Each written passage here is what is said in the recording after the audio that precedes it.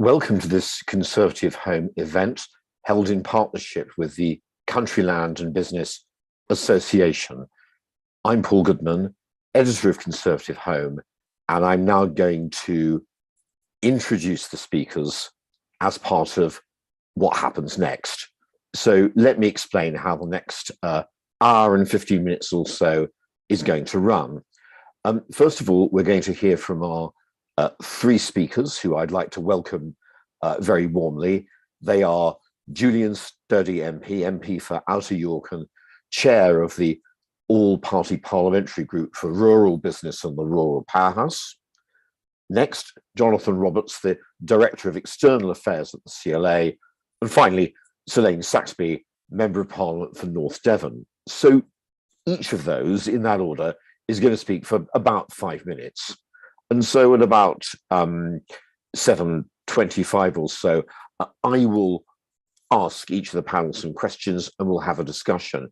And then at about 20 to 8, we'll be open to questions. And these can, as is usual in these affairs, be asked if you would like to submit a question via the Q&A function on the screen in front of you. If you do that, I will do my best to read it out and get the panel to answer it.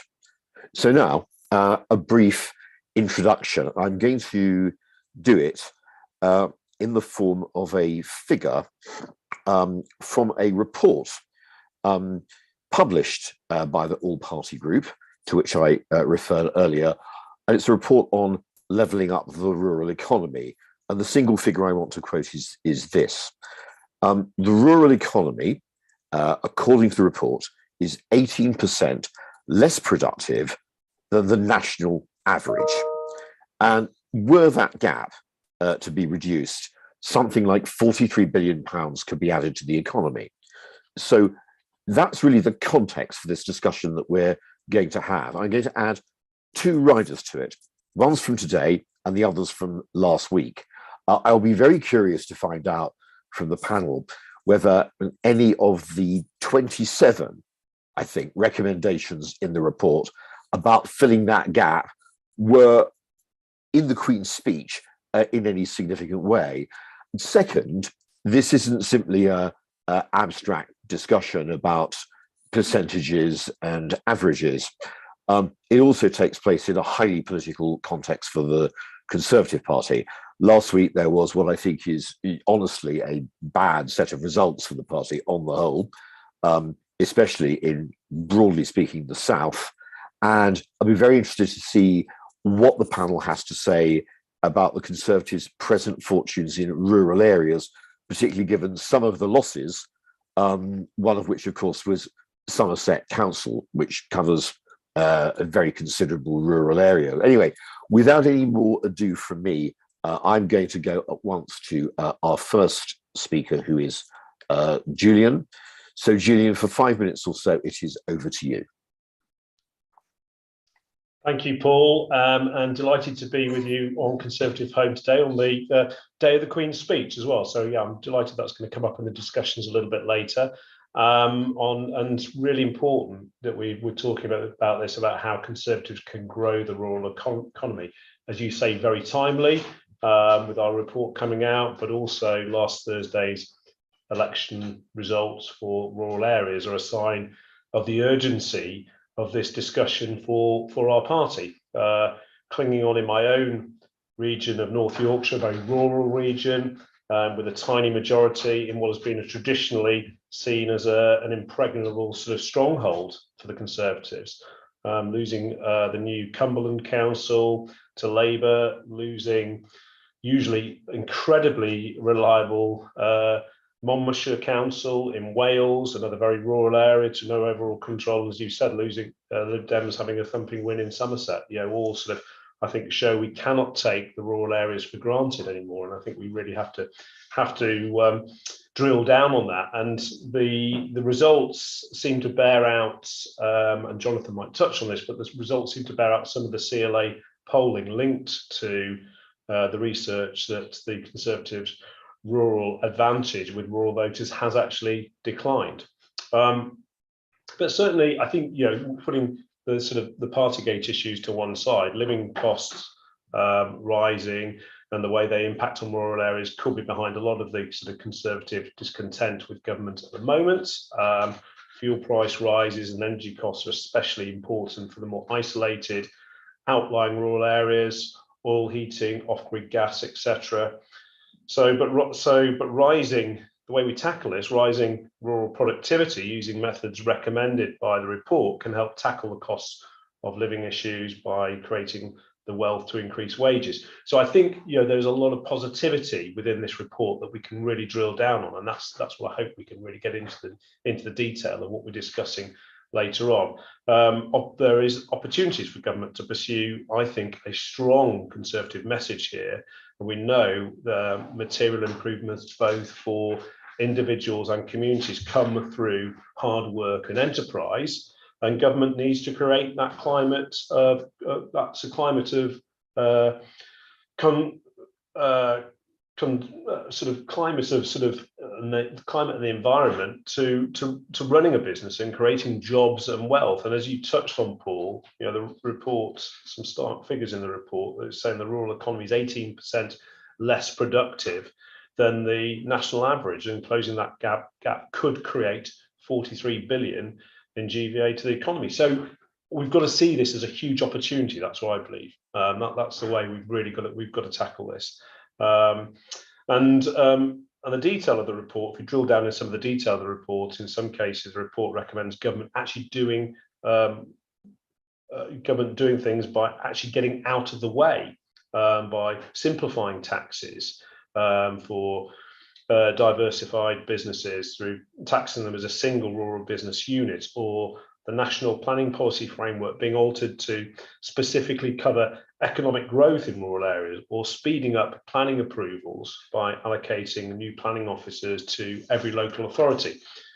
And in some cases, the report recommends the government intervening to ensure vital business infrastructure is in place by accelerating the project Gigabyte to deliver broadband to remote areas and producing a deliverable plan to reach the 15% hardest to reach homes, which we know the vast majority of those are based in our rural isolated communities, or intervening more by providing skills and training vouchers for rural businesses and improving rural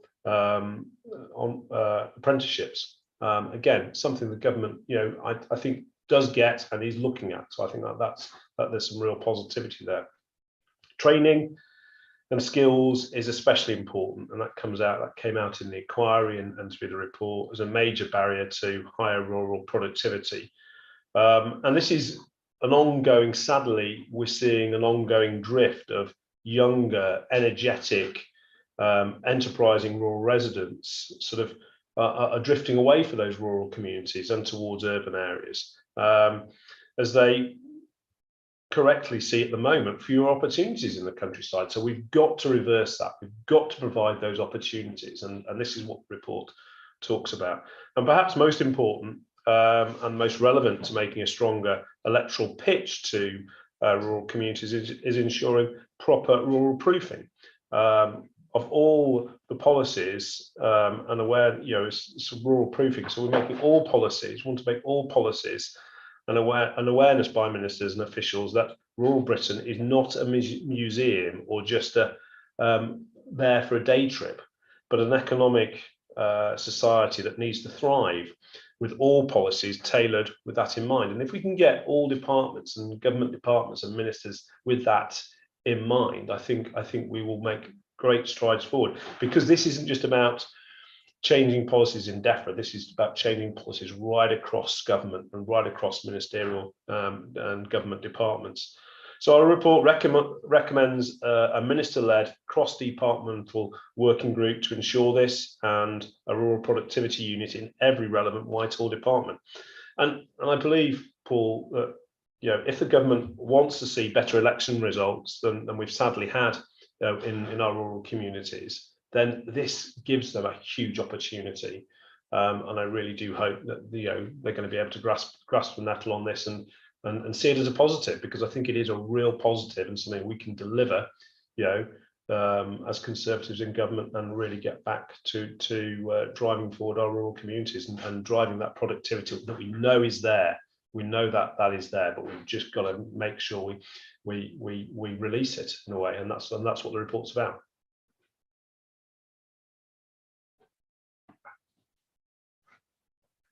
Julian, thank you very much. And now I'm going to go over to Jonathan Roberts, who, as I said, is Director of External Affairs at the CLA. So, Jonathan, it's over to you. Thank you, Paul, and good evening, everybody. I think the first thing to say, I suppose, is that we have every right to be really ambitious for the rural economy. And with that, we've got every right to expect that the government shares those ambitions. There are around 550,000 registered businesses in rural England alone. Proportionately, there are more businesses per head of population in rural areas than there are in urban areas. So it goes to show the incredible entrepreneurial zeal of people living in the countryside. Yet I don't think it's a secret to say that rural businesses face some fundamental structural barriers to their success. Poor internet connectivity is the obvious one, but there's plenty of others. A planning regime that seems to almost actively work against rural businesses, a lack of affordable housing, which drives away workers and drives away young people in particular, a lack of access to skills training, and a whole myriad of other factors are preventing these entrepreneurial people from fulfilling their own potential and the potential of their businesses. And we all suffer for that because jobs go uncreated, growth is restricted, the exchequer gets less revenue, and all the while our communities get weaker and weaker as people leave. So the economic impact is real. You've heard the statistic twice already. The rural economy is 18% less productive than the national average. The prize of sorting that out is £43 billion to the national economy. But, unlocking that potential should excite us. The economic and social impacts of that growth, I think, are obvious. But also, I really think it should excite you as Conservatives, because the policies necessary to grow the rural economy are, they're good Tory fare. They're low cost. They don't require lots of government expenditure. They don't require tax rises. And in many cases, they really sort of require government just to get out of the way a little bit and allow businesses to prosper under their own steam. Simplifying the planning regime so that disused farm building can more easily and more quickly be converted into homes, yes, or modern workspace to allow those small businesses to grow.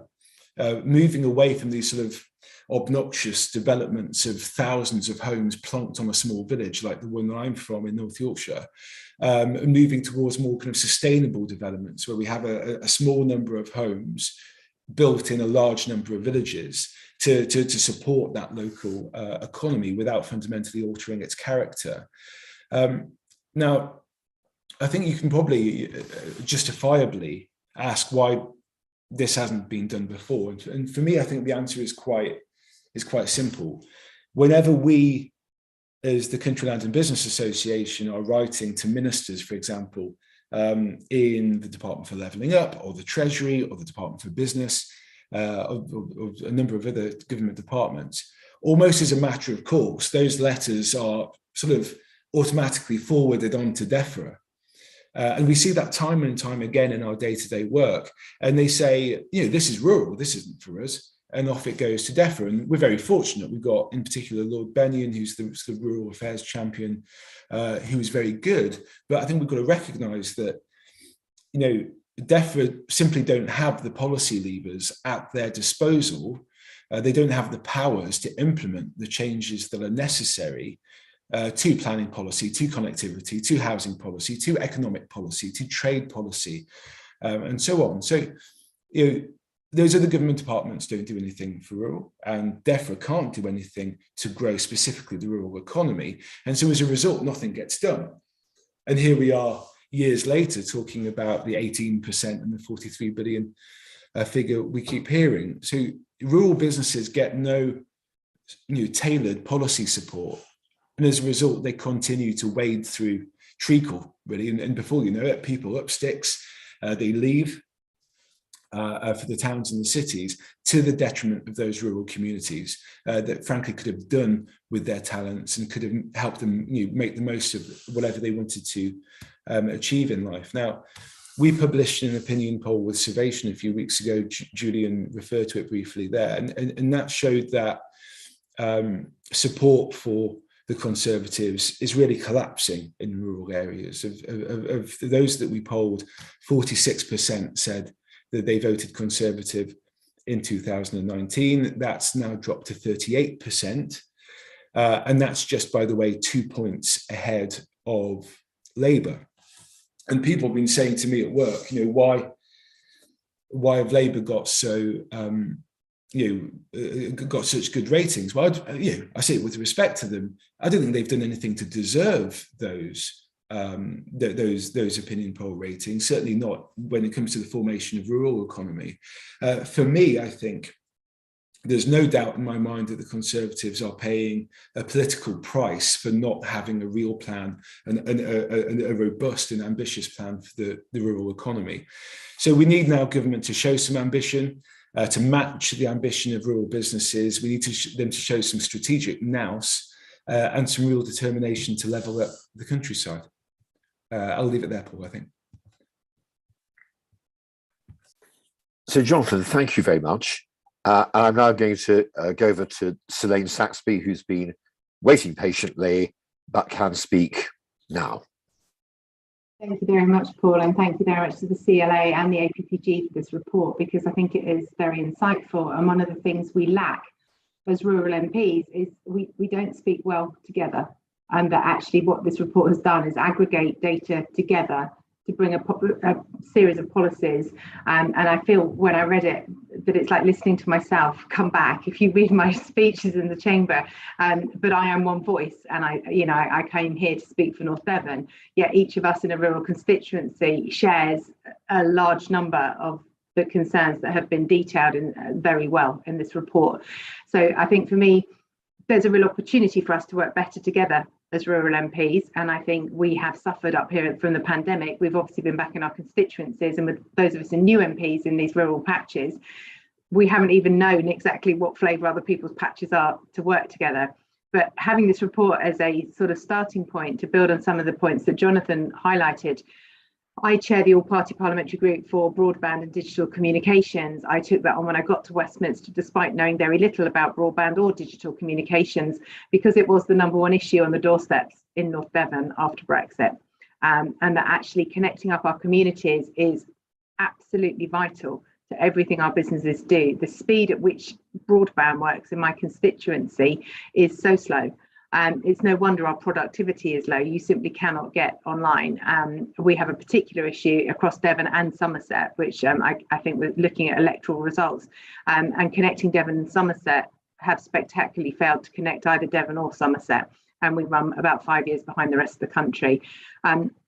Other issues that are touched on in the report that I feel very strongly about, again, I've recently led a debate up here at Westminster on affordable housing in Devon and Cornwall, that where we have coast as well as countryside, we have in many ways the best of both worlds, that I have the most beautiful constituency that I'm proud to represent. But similarly, once you add coast to rural, you really are into some pockets of severe deprivation and very, very challenging issues, everything from health through broadband and planning in particular. So the plight of North Devon's housing as the second fastest growing house prices in the whole of England. We have a complete collapse of our private rental system and probably the fastest growing holiday let business in the country. So if you want to move to any town in my constituency, there are no private rentals. There's nowhere to go. So there's a huge number of issues, and I very strongly agree with the recommendation of the APPG that we need a new class of planning, and we also need to get the consultation on short-term holiday lets, which I've asked many ministerial colleagues already today. We've been waiting on it now since last June. It was announced, and that is vital to actually be able to tackle the holiday lets issue, to understand how do we register these properties. And these issues, both these two come from DCMS. They're not DEFRA. I'm actually George Eustace's PPS. And the frustration for many of us around that DEFRA is that actually, as was rightly said early on, these issues aren't all in our portfolio. They're not in our gift to fix, which is a huge frustration, to be honest. And I think I spend a lot of time talking about rurality of policies, and I've spent time with the policy team at number 10 again today to talk about how do we ensure that when we have policies that are devised out here in Westminster that make perfect sense, that when they reach far-flung North Devon, they make as much sense. And everything from transport, funding decisions that are taken on things like active travel, which isn't so much touched on in this report, but I also chair the All-Party Parliamentary Group for cycling and walking, and we've recently missed out on a funding pot in North Devon, even though our county council recommended it, because on density of population and usage of the cycle trail, it doesn't feature. The fact it's the #1 tourist cycling route across North Devon, the decisions are based on criteria that don't always reflect the rural reality. And so I would say in every government department, I'd hate to slow down policy any further, but I do feel there's a real opportunity to look at the rural implications of these and those funding decisions, so that they actually take into account that just because we're sparsely populated, when we aggregate ourselves up, we're worth an awful lot of money to the country. The tax issues that are highlighted again in the report about the VAT cliff edge. I ran a small business in the middle of a field for 15 years. And so I feel a lot of the pains of these rural businesses, and that VAT cliff edge. I have pushed a business through the VAT cliff edge.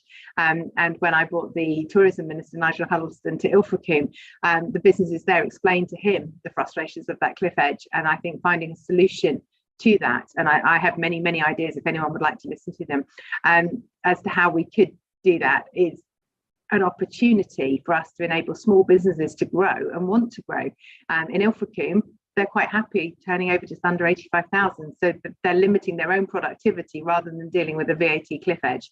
And with skills, whilst I agree there's a need to help rural businesses upskill their workforce, the issue in my patch particularly starts further down, that actually we have we struggle to attract teachers because we have nowhere for them to live.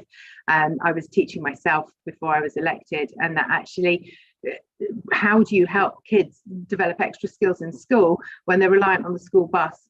And if they want to stay after school to do extra clubs, there's no bus. There's a report just out from Exeter University that makes many of these points very well around the need to really ensure that our young people in our rural constituencies have access. We have great teachers and we have great schools, but it's very hard for those youngsters to really fulfill their potential, somewhere where aspiration is not necessarily inbuilt. My constituency is very close to the school furthest from a university in the entire country, where I live 65 miles from Exeter, and that's quite a long way to go. It's not a natural choice, and I think there's more we can do. So I'd really like to take the opportunity to thank CLA again and Julian and his APPG for this report, because I think it has really highlighted that many of the issues that we really need to tackle in rural Britain don't actually lie in DEFRA, and how we actually start to get that message through. I very much hope this is the start of a conversation and opportunity to work together to make that happen.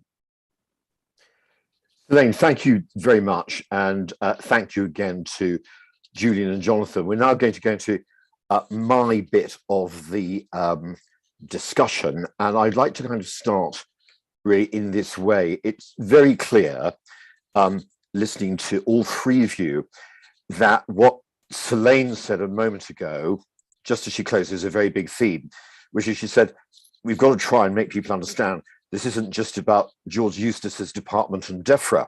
And if I run down the report from the All-Party Group, you've got planning, you've got skills, you've got connectivity, and all the rest of it. And I know, as you all know, that anything cross-departmental like this needs support and focus and drive from the top, right? But Downing Street is kind of like the Eye of Sauron in the Lord of the Rings films. It can really only concentrate on one or two things at a time. It can't look everywhere. And at the moment, it will be looking at Partygate only a few weeks ago, and it will still be convulsed by the Ukraine war. There's a sort of cost of living crisis, which is national. So I'm working my way around to asking you, how do you find it when you go to talk to it, Steve Barclay and all that? And is the political will really there to tackle the problem. So who wants to go first? I'm happy to have a go at that. Thanks. All first. Thanks.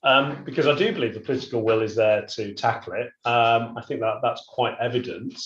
But I would also say the political will needs to be there to tackle it as well, because I think the local election results show that.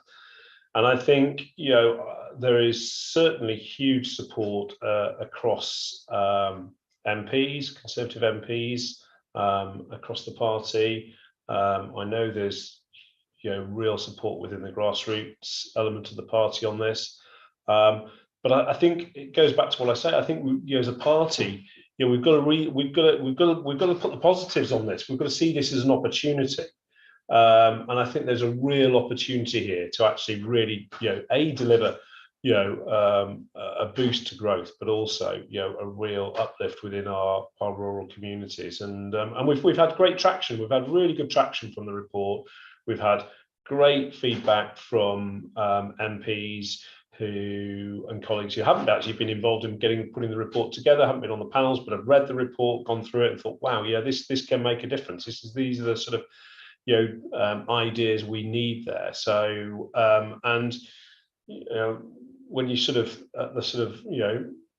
staring some bad election results in the face, as we're doing at the moment, then you've got to find the opportunities of how we're going to come out of the other side of these, and I think so this gives us, I believe, a great opportunity to do that, and we've got to really build on it. But the support is there. But as you say, and has come out loud and clear, we've got to get this cross-party, cross-departmental thinking, and that's so important. It really is, and that isn't easy. It is not easy, Paul. You're right. It's not easy, but we've really got to drive that forward now. Selaine, what do you feel about the political focus on this big but quite complex cross-departmental working from Downing Street?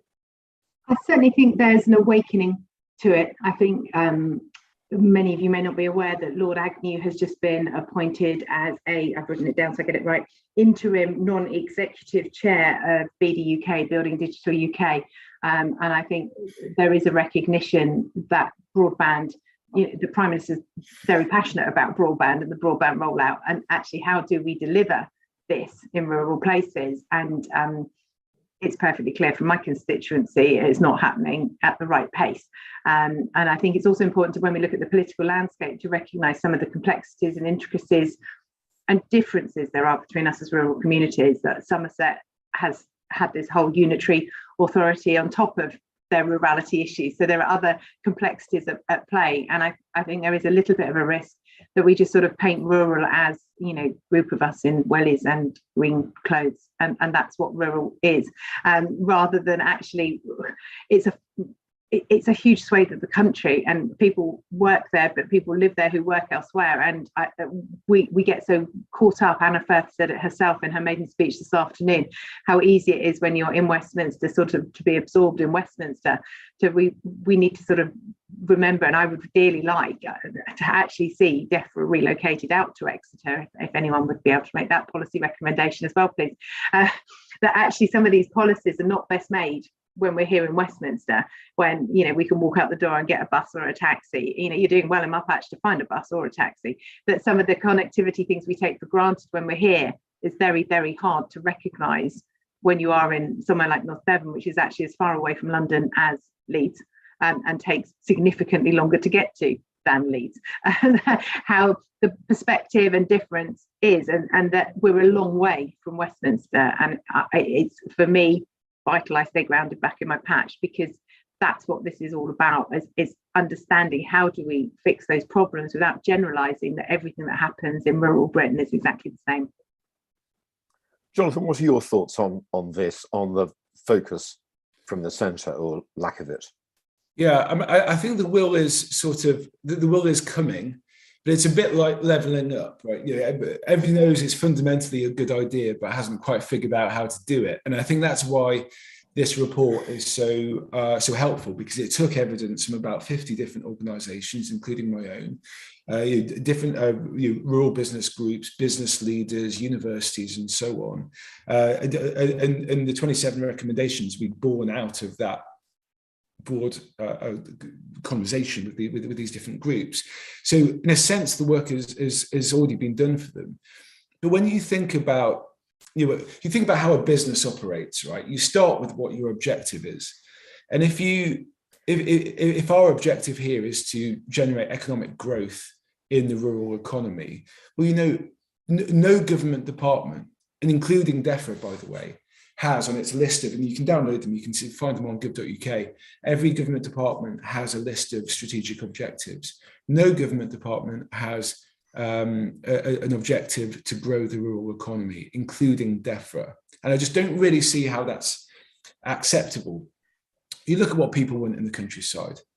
They want what everybody wants, wherever they live. They want a good job that pays okay, where you've got some prospects for growth and career development, perhaps, where you can start a business, earn a good living from it, have a good home, maybe a few beers on a Friday night, a week in the sun, all of that.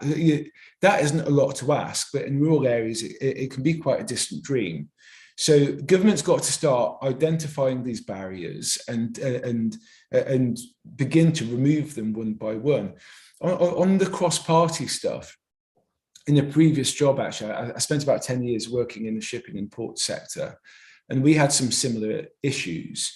We weren't asking for money, we were just asking for subtle changes in policy. Now, we managed to get Michael Fallon, who at the time was at the top of his game, with a delivery unit of civil servants underneath. And he pulled together ministers, a ministerial working group from different government departments. And he said, right, you've got my attention and you've got me for 6 months. I'm going to come to 6 meetings. We've got no money, but how can we make the country a better place to do maritime business? And at the end of that 6 months, he disappeared without a trace. We never saw him again. But enough subtle shifts in policies had been identified and implemented that jobs got created, international business moved here or invested here, and more opportunities got created in our coastal towns. And I see no reason why the same thing can't happen in our rural communities. We need ministers with clout and with seniority across the different government departments to come together. And it's fine to say we're only going to have 3 meetings. It's fine to say we're only going to have 6 meetings, so long as they have this laser-like focus in identifying what those barriers are to businesses and to strengthen our communities, our rural communities, and systematically remove as many of them as possible. And you know what? Once they've done that, businesses will do the rest. They'll work the 18-hour days, they'll grow their businesses, they'll create jobs, and the country as a whole will be better for it. Just a quick supplementary. Is that when Michael Fallon was a minister in the business department? Yeah, that's right. It was about 2012 or something. So it was a little while ago. But it just shows that way of working can deliver tangible results. Okay, can I ask a supplementary related to that? When I look through the report, obviously, like all cross-departmental things, it's got different ministers you could go to here and there. So if you wanted to extend the use of R&D tax credits, you'd presumably go to the Treasury, you go to Rishi Sunak. So anything to do with broadband, that's in digital, culture, media and sport, and it's Nadine Dorries. Just a question about all this. Isn't Michael Gove the Michael Fallon de nos jours, in that you've pinned this report, this is addressed to all of you, and what you want to do on levelling up in the way that people in the Cameron government did on the big society, because that was the idea of the time. And under Tony Blair, there was the third way and all of that. It's Michael Gove who's got this cross-departmental brief for levelling up. It's Michael Gove who can go into other departments and interfere would be a rather pejorative word, but he can sort of help out if the Home Office is having difficulties devising the right asylum scheme. So isn't there a huge amount for his department to do here? And why do you think there wasn't a section about this in the levelling up white paper? I don't know who should come in first. Selaine, really, any thoughts on levelling up and all that? I have quite a frustration with levelling up, even if I look at my own constituency, that I have pockets of very severe deprivation, and you will find me on the record explaining averages and variance to Michael Gove in the chamber, because in North Devon, Devon on average is pretty good. You know, we look, average is fine. When you start digging, the variance between the top and the bottom on everything from productivity to social mobility to educational outcomes is immense. It makes the north-south divide in the rest of the country not look too bad. But because the average is okay, it looks fine. And I think there is, within the levelling up agenda, I think it's very easy to look at the sort of big wins and the big areas that we talk about. And those are, relatively speaking, easy to define fixes. In my constituency, I have many areas that I think would probably quite rightly, other than saying they'd like their broadband to be a bit better, don't really need levelling up. I have a few pockets of very severe deprivation. The 2 poorest wards in the whole of Devon are in my patch, and they're in the 5% poorest in the whole country. There is real deprivation there, and they need levelling up in a way they haven't seen investment for generations. And how we tackle that in small, remote, coastal, rural communities, I don't feel to date has come through in the levelling up paper any more than some of the planning issues that we've already looked at with second homes. Some good first steps are emerging, but I do think there is more work to be done in that particular area. And Julian, Michael Gove from the Levelling Up department, how useful could he be, or that be, as a driver of change? I think he could be extremely useful. We sort of have already identified him as someone we need to approach, actually, as the All-Parliamentary Group within this process. So that's exactly what we're going to do. I mean, I agree with what Selaine said. I mean, the rural deprivation, pockets of rural deprivation is huge across a lot of our rural communities, and it does get lost. I do think there's a real danger with levelling up that, you know, it's just focused at the sort of more urban areas, and I'm going to be slightly physical here, probably some of the Redwall areas as well. Let's be honest about this. And the rural communities and rural areas are getting left behind. And there's also, I think, government has to do a bit better at really, I think, describing and sort of selling what levelling up is going to do and deliver, because I think for some communities there's a danger that actually levelling up means actually taking away rather than actually giving. So actually some communities are actually going to be, are going to lose money or lose services on the back of levelling up as it moves elsewhere. So there is, I don't think we've got the messaging right over levelling up yet, and I think there's a lot of work that needs to be done on that. But as I say, there's an opportunity, and we know what Michael's like on this. He is a very good communicator. He, as you say, Paul, he has the ability to go into departments and certainly ruffle feathers, etc. And I think, and that's what's needed. If I'm honest, I think that's what's needed. So we are going to be, talking and trying to really sort of, pin Michael down on this, and with the report, I think it's going to be a really important part of the process. Jonathan, anything to add? Well, I completely agree that Michael Gove is absolutely the right person to lead this. I think a broader argument still needs to be made to really get people to understand the need for levelling up to apply to the countryside. Now, I've got a lot of personal links to Redwall areas, and they need levelling up. This shouldn't be an either-or situation, because they have been left behind. Life can be tough. They need some support. So I'll never say levelling up is the wrong thing to do for Redwall seats, even if it is poorly defined and even if it is difficult to get right. But levelling up means nothing at all if it doesn't apply to rural areas. You've heard colleagues here talking about rural poverty. It is very real. Underemployment in rural areas is real. Fuel poverty in rural areas is actually rather severe, actually. And this sort of lack of opportunity leads people to leave, or to, but even worse, to lose their aspiration, which is far worse than them leaving. And both of those are bad. So this isn't an either-or, but I think if Michael Gove can just stand up and say, right, we understand the countryside, we understand the economic potential, and we're going to sit ourselves down and we're going to figure out how to provide economic growth in the rural economy that doesn't, I know people get worried about concreting the countryside over, which is the last thing any of us want, that doesn't involve fundamentally altering the character of our communities, because that's unnecessary. To do that misunderstands what is necessary. We can create jobs, we can grow aspiration, we can grow opportunity by having the countryside as it is without changing it. And that's probably the message that we really need to land with a department such as Levelling Up. Selaine's raised her hand. Thanks. There was a quick point that was linked that I was quite keen to raise, that when we talk about levelling up and when we look particularly into Redwall seats, we talk a lot about creating highly skilled jobs. In my constituency, I have a lot of vacancies in my highly skilled jobs. I have the lowest unemployment in the country, and I have swathes of job vacancies right the way through from hospitality, but it's actually my skilled engineers that we really struggle to fill those gaps.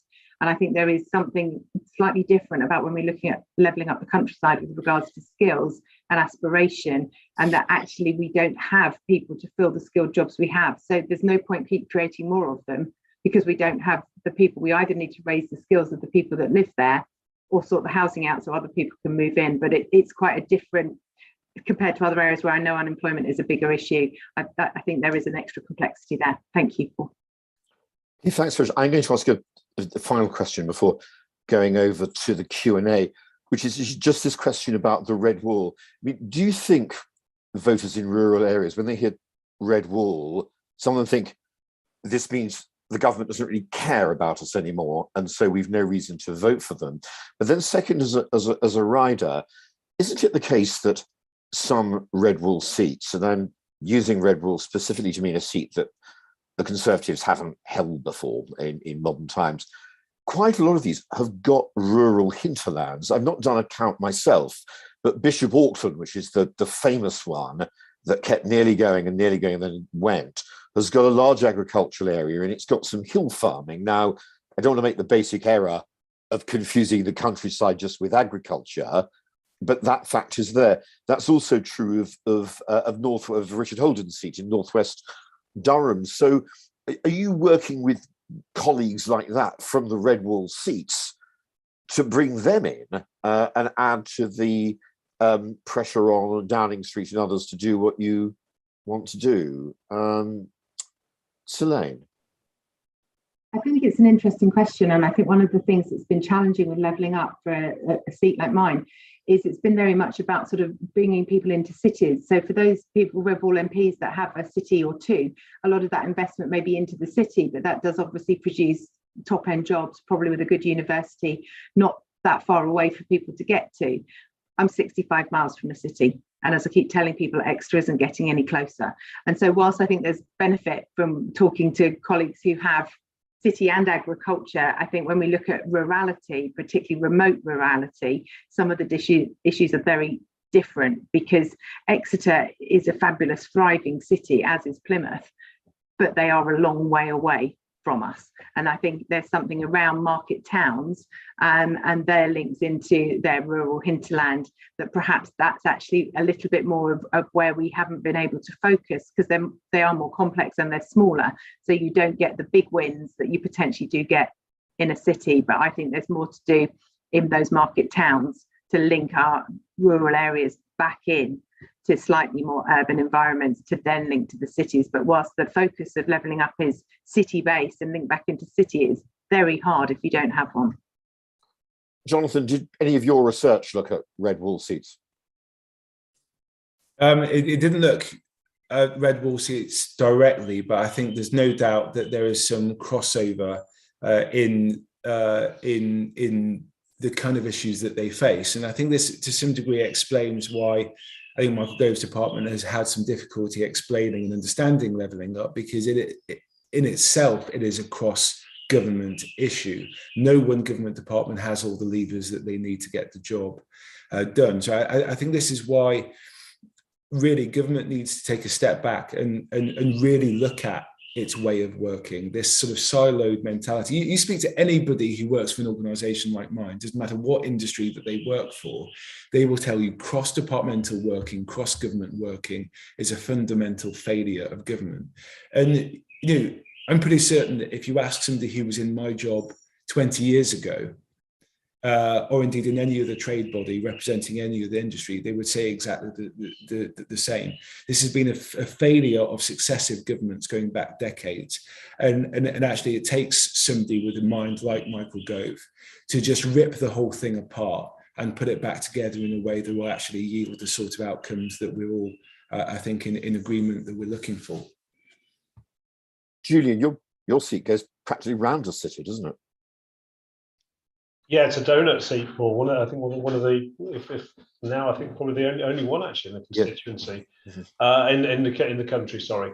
So yeah, I take a lot of rural communities, rural areas in, but obviously have the city centre of York in the centre, as it were, but not actually part of my seat. But going back to your question, I think you're absolutely right. I mean, certainly in a lot of the northern Redwall seats that I'm familiar with do have rural hinterlands around them. As you say, Bishop Auckland, Durham, a lot of the Stockton seats are the same. Yes.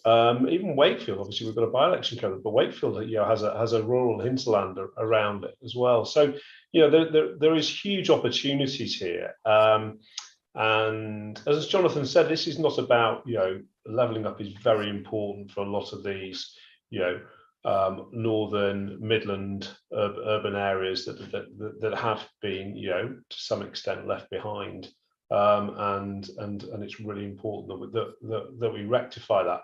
But it does go back to what I said earlier. I think the messaging is so important, what actually levelling up means. And Selaine says levelling up is about levelling up in those rural communities as well. And we can do that. I genuinely believe we can, but it's getting that message out. So are we working? I think your other question was, are we working with those Redwall Conservative MPs? Yes, we are, and it's really important we bring everyone on board and we show them the benefits that it can bring to their constituencies and their communities, as much as the big rural areas as North Yorkshire, like Rishi's seat, for example. We'll obviously be telling him how important it is for his seat as well, Paul.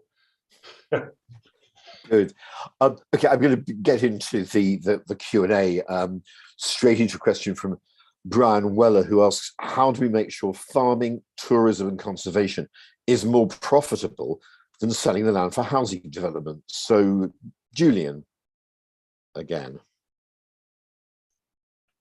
Well, obviously we want, farming, where do we start with the current position with how we, is farming profitable when we're looking at, wheat at now over 300 pounds a tonne, but at the same time with fertiliser, well, it tipped to £1,000 a tonne. It has come back. So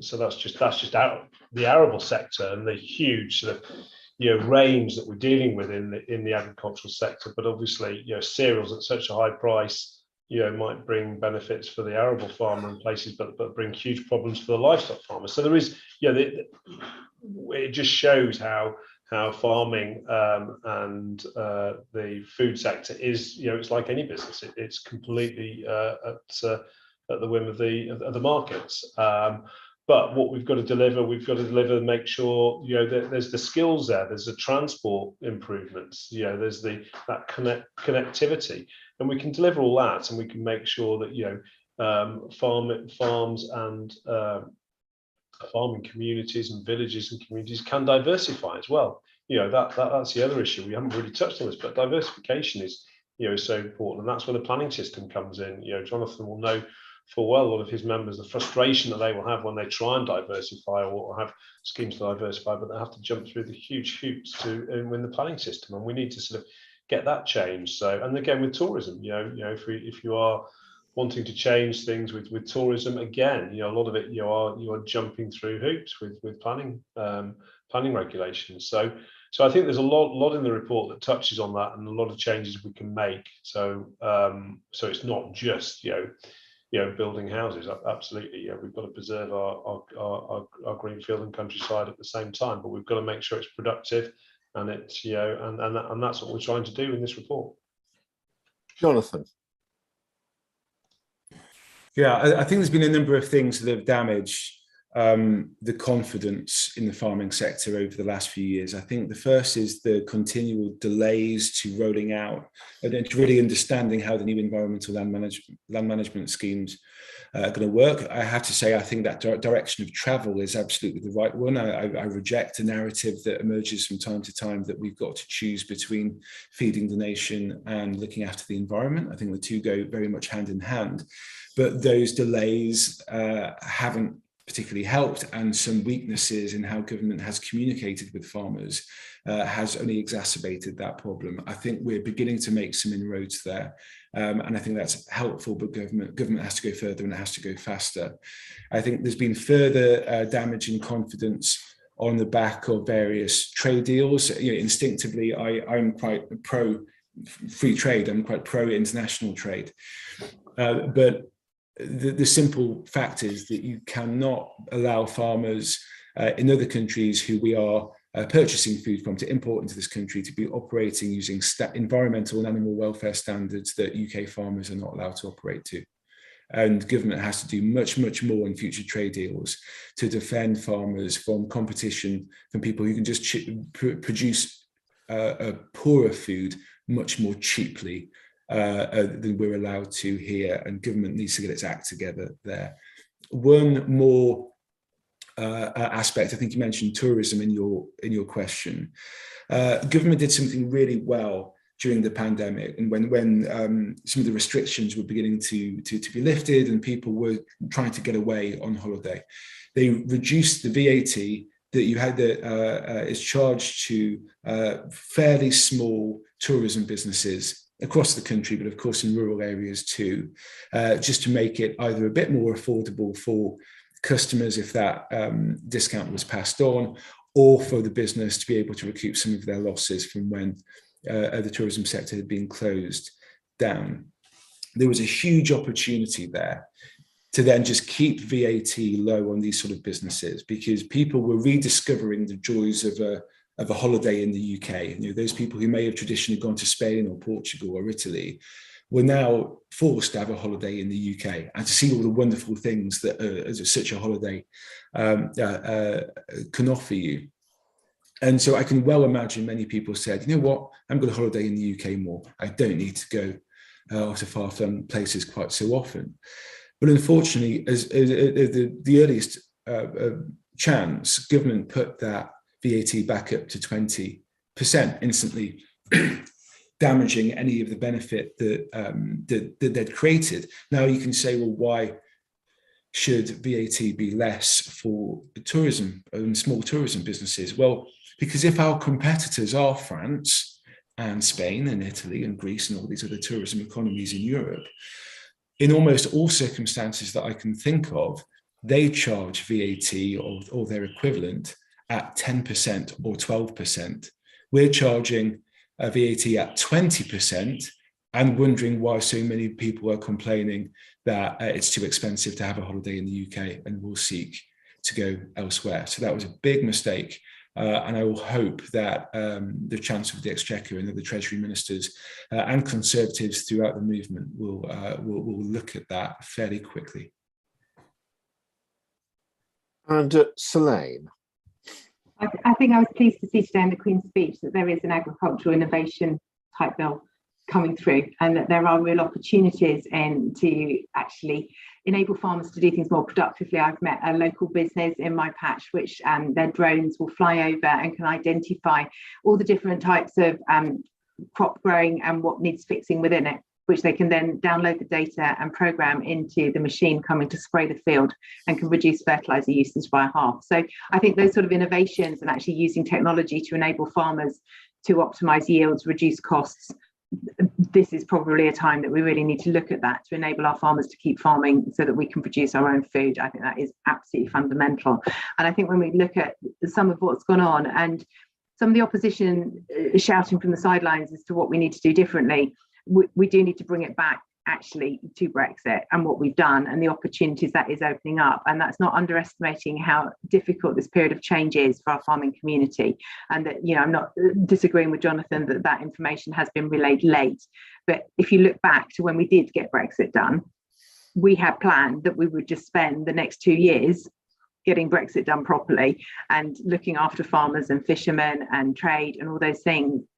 The pandemic has, I think, slowed down much of that communication. I'm not going to use it as an excuse, but I just think it's the reality of where we are. And that those delays in communicating with farmers, I think, make people feel uncertain. Change is always uncertain. And we've had a terribly turbulent period as a country and continue to have that. So I have huge sympathy with their farmers and their concerns.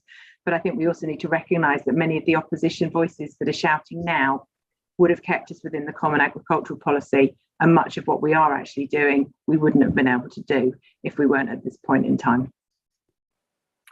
Okay, thanks. A question now from Vicky Hurd of the Sustain Alliance, which is, does the panel agree there's a real opportunity to deliver rural jobs and enterprise by investing in new farm food infrastructure and supply chains, getting good food to local and near urban markets, and that the levelling up funds, etc., should be available to start supporting that? We've mapped 2 counties, she says, and it's clear major gaps exist.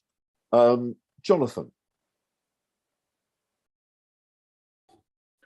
Yeah, and I think to their credit, I think government has developed quite a lot of schemes that are about productivity in farming. Many of them haven't quite got going yet. And I think making sure that farmers understand them, can access them in good time. I mean, there's 1 or 2 instances recently where new funds have become available, but they've given them a window of 2 weeks or something to apply for them, which is clearly not going to be particularly helpful. And I think probably what we need is a sort of long-term plan with of application windows and themes to allow businesses to properly plan to plan ahead. And I think were government to be able to do that, almost create a sort of one-stop shop on gov.uk to be able to achieve that, have that one place that all farmers could go to understand what's available to them, when, what's it for, when to apply for it, and what that process is, I think will make life incredibly easier for farmers who tell us, have always told us that they found that certainly historically accessing these funds a little bit baffling to the point of being impossible.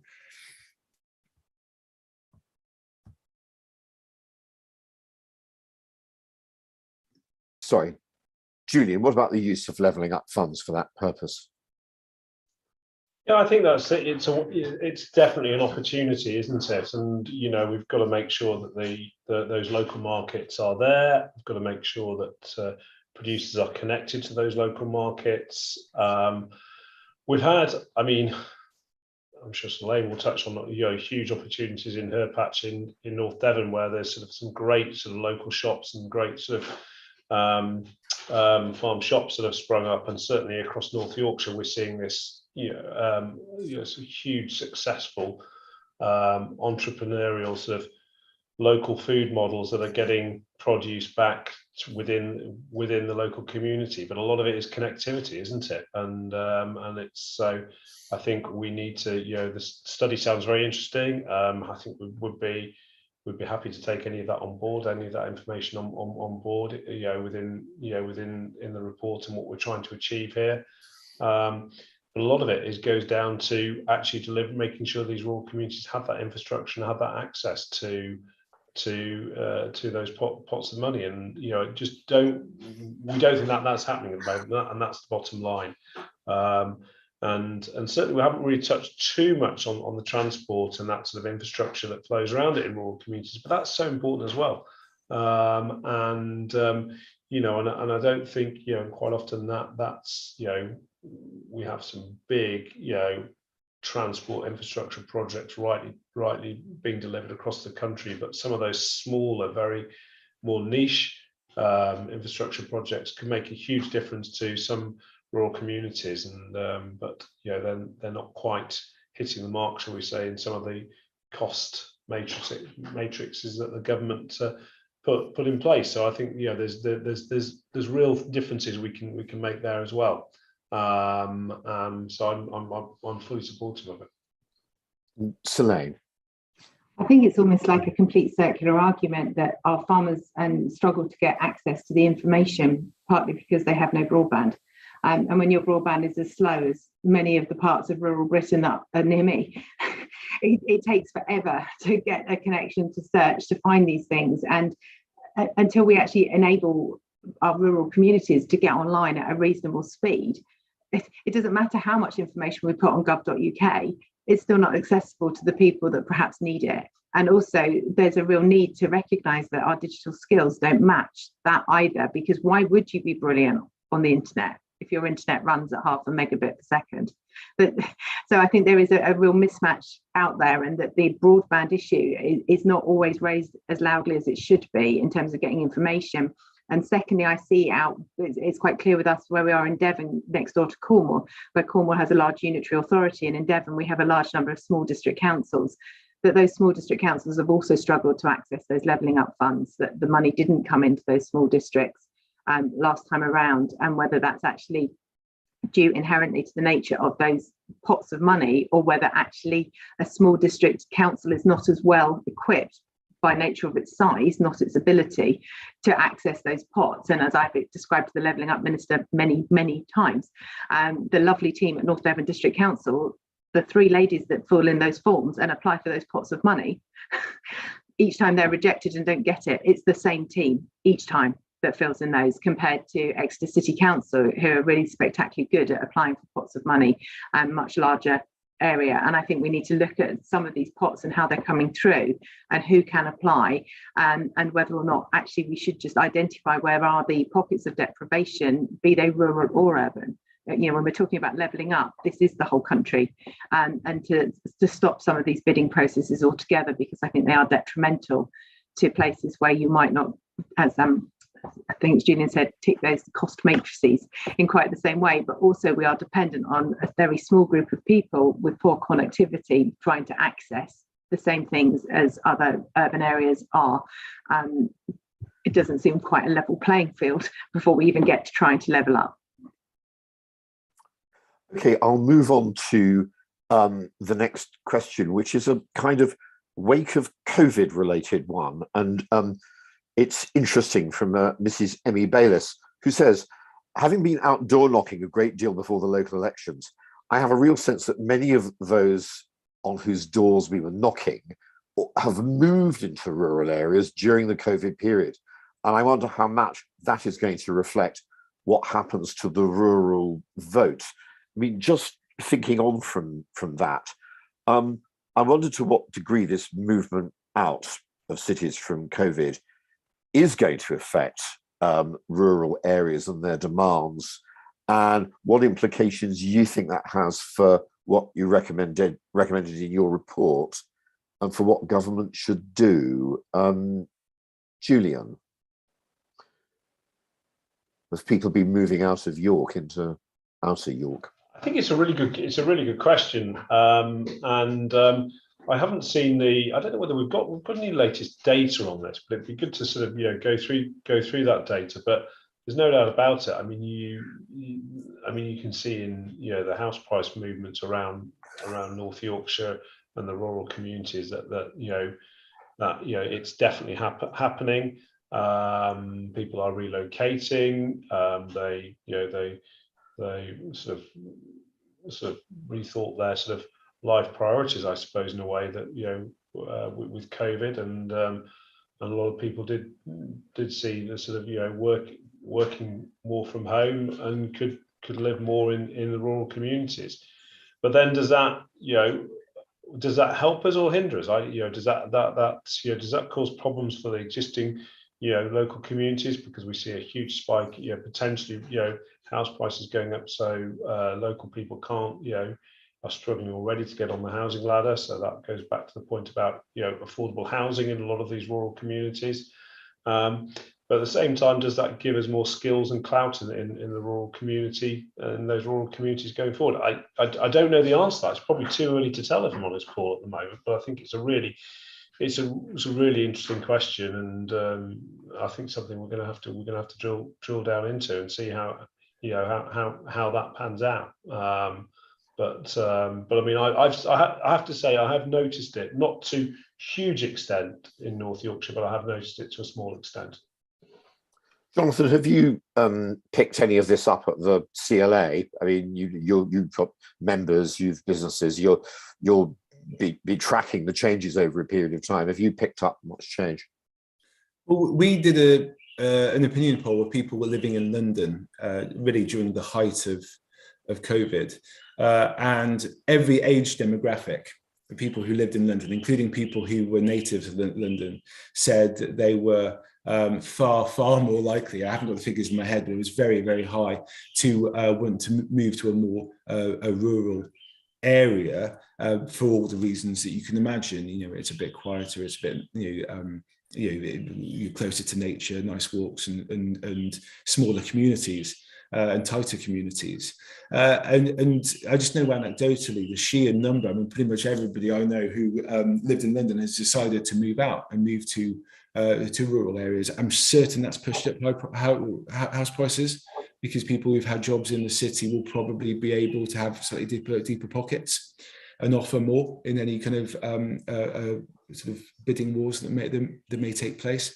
And that's going to have all manners of knock-on impact. I think, well, what we'd like to see, firstly, I think we should say that anybody who wants to move to rural areas is certainly welcome to do so. Come and engage in the community, come and enjoy all the benefits from that. I think we need to be able to help those people by ensuring that they've got good connectivity.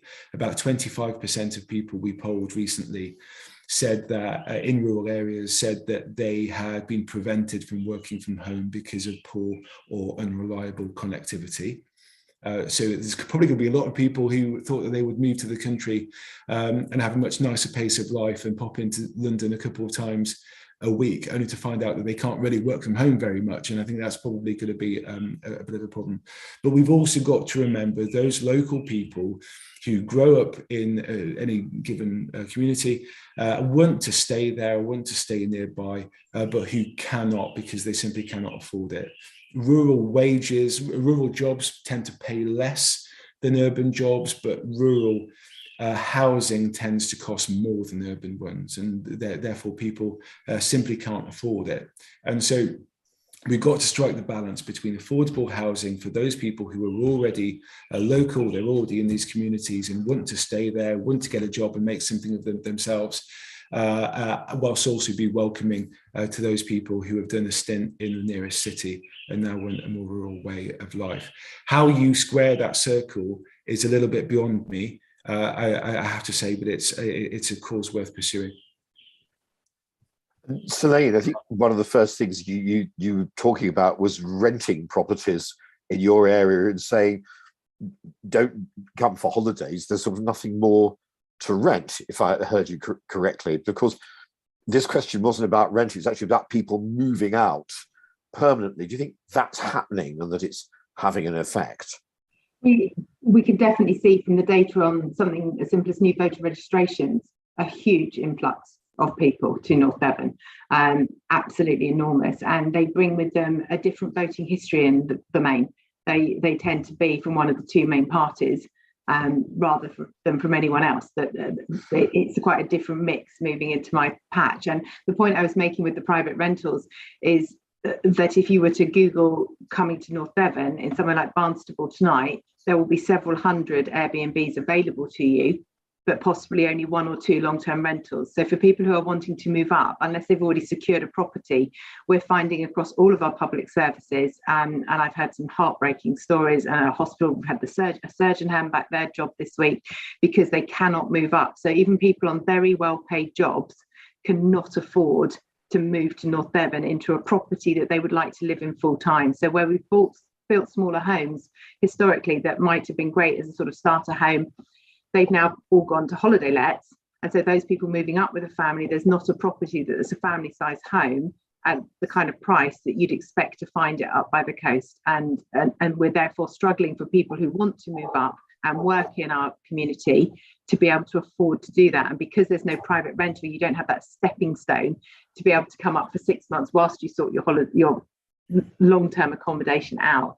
And I think that is because we are very remote and very rural and we have the coast, there's a lot of factors in our property market that is making it particularly difficult, and that's impacting on our entire way of life, if I'm entirely honest about it, because our police, our ambulance service, our fire service, our schools, our hospital are struggling to get those really good people to come up because of the lack of affordable housing. And that, when I say affordable, that's affordable that people who work there can afford, as opposed to a definition of affordable that just takes 20% off the price. Okay, just a quick follow-up to that question that's actually for Jonathan only. Selaine was talking about people coming in to her area with a different voting history. And of course, in a lot of rural areas, the opposition to the Conservative is the Liberal Democrats. But the Lib Dems, they're not going to form a majority government in 2024, whatever happens. So I would wanted to ask you a quick question about Labour. Do you feel, is Labour engaged with this agenda at all? Do you feel anything's changed under Starmer? Are they in any way lighting a fire under the feet of, Conservative members of Parliament who are sitting for rural areas, countryside areas? So I suppose if you follow the logic of people from different voting with different voting histories moving into the area, they will have a different set of values and a different set of reasons why they will vote for any given party. And so I suppose what could happen is a decline in voters taking an interest in what happens to the rural economy, because actually their interests may lay elsewhere. Have Labour, look, I don't think that the Labour Party has really quite done enough to have yet earned the rise in the polling that we published a few weeks ago. A couple of years ago, they announced a new rural policy review, I think they called it, and they spoke to organisations like ours, and they had lots of press releases. And I think Sir Keir Starmer said one or two things that got onto the front page of the Guardian, but then nothing really happened after that. And I think that review has more or less died. I'll tell you a little secret, which I probably might get into trouble for if any of my team are on the call. But I think it's fair to say that the Shadow DEFRA team weren't particularly interested in what we had to say until we published the opinion poll a few weeks ago, showing that the Labour Party was doing quite well in rural areas. And magically, they suddenly became a bit more engaged. So look, that opinion poll has piqued their interest, and I expect them to start taking it seriously. And one final thing I'll say on that, I speak to my colleagues in the CLA who've been around for a long time. I've only worked in the organisation for 3 years, but people who have been there for 20 or 25 years, what they will say is that they had a good and influential period under the Labour Party, under the Labour government, for a simple reason that I think I've deduced. And that is that the Labour government was quite open with those rural organisations, such as our own, that they didn't really know what they were talking about. And therefore, they were in listening mode. And therefore, organisations like ours could educate them on the sort of things that they needed. And I think it may be true that in the Conservative Party, because there is a more rural tradition, people may be coming into positions of influence with already preset views on what rural policy should look like, and that those policies and those attitudes may actually be a little bit out of date. And that is probably something that we, it's fair to say, are finding. But conversations like this help, and I strongly encourage everybody who's been on this call and participating to start having conversations in your local association, start having conversations with your councillors and MPs about really what is necessary for your local community. Because if Selaine and Julian are right, that this is the beginning of a broader conversation about developing a really ambitious plan for the rural economy, then you all have the right to be influential in that conversation. Right, I'm going to try a final quick question, which actually suggested by Mark Studdock, who's written in just literally a one-sentence answer. And amidst all this complexity, if there was one thing the government could do that was a kind of quick win before 2024 what would it be? Anything that tops your list, Julian? Well, a quick win could be on plan. It could be quite quick on planning, and I think there's certainly some some movement on planning in the Queen's speech. So some quick wins on planning reform could make a lot of difference. But I will go back if I can, Paul, to the point I also made, is that cross-departmental working as well, and I think that's a quick win. And we've really got to drive that home as well. And that doesn't cost any money, really, does it? That's just making sure that rural proofing is right across all departments. Jonathan. Yeah, I actually agree entirely with Julian. So I'll just pull another one out of nowhere. I think under the UK Shared Prosperity Fund, I think we need to have some ring-fenced funding for rural communities. It used to be called the Leader Programme. That is targeted on projects that will generate economic growth. Selaine.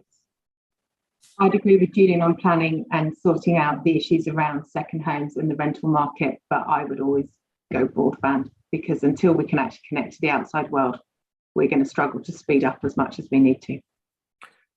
Okay, thank you all very much. As ever, the conversations run tremendously quickly, and I'm sorry we're out of time. I'm sorry to those whose questions I couldn't quite squeeze in.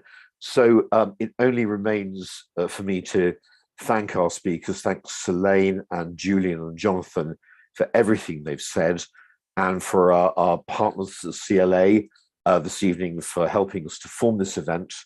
Thank you all very warmly, and to those who've been listening in, thank you too, and we hope to see you again soon. Thank you.